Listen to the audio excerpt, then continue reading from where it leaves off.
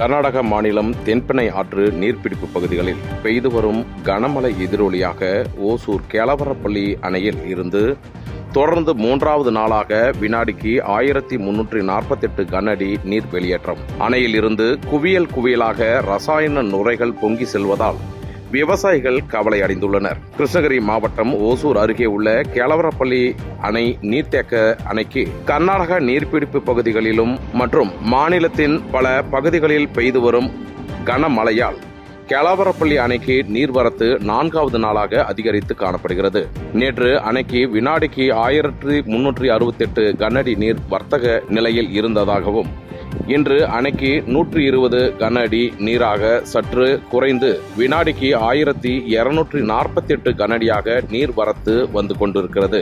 அணையின் பாதுகாப்பு கருதி தொடர்ந்து 3வது நாளாக 1348 கன அடி நீர் அணையில் உள்ள 5 மதகுகளின் வழியாக திறந்துவிடப்பட்டதால் தென்பெண்ணை ஆற்றில் வெள்ள நீர் ஆர்ப்பரித்து ஓடுகிறது. மேலும் அணையில் இருந்து வெளியேற்றப்படும் தண்ணீர் இருந்து குவியலாக ரசாயன நுரைகள் செல்வதால் விவசாயிகளும் மற்றும் அப்பகுதியை சேர்ந்த பொதுமக்களும் பெரிதும் கவலைக்கு உள்ளாகி வருகின்றனர். கடந்த சில தினங்களாக நுரையின் அளவு கணிசமாக குறைந்து காணப்பட்டு வந்த நிலையில் தற்பொழுது மீண்டும் பழைய நிலைமையில் குவியலாக ரசாயனம் கலந்த நுரைகள் செல்வதை கண்டு விவசாயிகள் அச்சமடைந்து வருகின்றனர்.